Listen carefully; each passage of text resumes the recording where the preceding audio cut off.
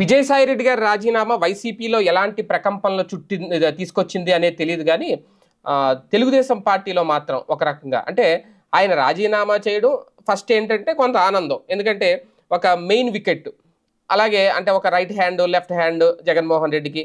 జగన్మోహన్ రెడ్డి తర్వాత సెకండ్ ఆయన ఇక 2 విజయసాయి రెడ్డి గారు అంటే వైసీపీలో నెంబర్ 2 క్యారెక్టర్, లేదంటే ఆ కేటగిరీ అనేది. అటువంటి వ్యక్తి రాజీనామా చేసి వెళ్ళిపోయారంటే కాస్తంత ఆయన దిగాలు పడిపోతారు, పార్టీ కూడా వీక్ అయిపోతుంది అనేది కొంత ఆనందం. అదే నేపథ్యంలో తాజాగా ఆంధ్రజ్యోతి రాస్తున్న కథనాలు కానీ, వాళ్ళు చేస్తున్న ప్రచారం కానీ, లేదంటే టీడీపీ నాయకులు చేస్తున్న ప్రచారం కానీ చూస్తూ ఉంటే కొంత భయం మళ్ళీ వెనక్కి వచ్చేస్తారేమో అనేది. ఎందుకు అంటే వాళ్ళు రాజీనామా ఆమోదించే టైంలో, వైఎస్ఆర్సీపీ రాజీనామా ఆమోదించే టైంలో ఇష్టం లేదు మాకు మీరు రాజీనామా చేయడం, వెళ్ళిపోవడం, కానీ పార్టీ సిద్ధాంతాల ప్రకారం ఆ రాజీనామాను ఆమోదించడం అంటే ఎక్కడో కొడుతోంది. అలాగే ఎక్కడో భయం, మళ్ళీ ఆయన తిరిగి వచ్చేస్తారా అంటే వెళ్ళిపోయినట్టు దూరంగా వెళ్ళిపోవాలి. మొదటి నుంచి కూడా జగన్మోహన్ రెడ్డి ఒక పక్క 11 స్థానాలకి పడిపోయినా, జగన్మోహన్ రెడ్డి మళ్ళీ ఇప్పట్లో 5 ఏళ్ల పాటు అధికారంలోకి రాడు అనే ధీమా ఉన్నా, 5 ఏళ్ల తర్వాత ఏంటి మళ్ళీ వచ్చేస్తాడేమో అని భయం ఈ రోజు నుంచే మొదలైంది అనేది. మొన్న మధ్య పారిశ్రామికవేత్తల విషయంలో, పరిశ్రమల విషయంలో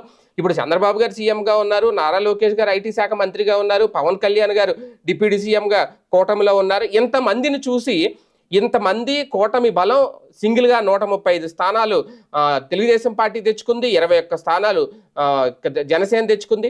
వీళ్ళని ఈ బలాన్ని చూసి పరిశ్రమలు రావాలి అంతే తప్ప ఇప్పుడు బలాన్ని వదిలేసి మళ్ళీ భవిష్యత్తులో జగన్ వచ్చేస్తాడేమో అని భయంతో పరిశ్రమలు రానంటున్నాయి అని చెప్పడం నిజంగా అది విడ్డూరం అనుకోవాలా, ఆశ్చర్యం అనుకోవాలా. ఇప్పుడు కూడా అంతే.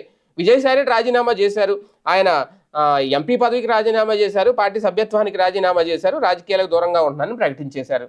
మళ్ళీ వచ్చేస్తాడేమో విజయసాయి రెడ్డి, ఇదంతా డ్రామా, భవిష్యత్తులో ఏంటి, ఆయన ఎందుకు ఇలా మాట్లాడారు, ఎవరిని అంటే వెళ్ళిపోయే ముందు ఇప్పటి వరకు మిగిలిన వాళ్ళ విషయంలో ఎందుకు ఎంత ప్రస్తావన రాలేదంటే, ఒకటి ఈయన సీనియర్ నాయకుడు మొదటి నుంచి జగన్కి తోడు నీడగా ఉన్నారనేది ఒక పాయింట్.